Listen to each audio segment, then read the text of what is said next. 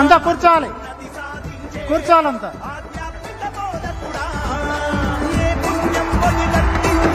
నిన్నమ్మని కనిపెట్టిందో భరోసగున్నది భారతదేశం. బగ బగ మండే సూర్యుడై బాధ్యతతో బయలెల్లిండు. కారణ జన్మం ఎత్తిండు.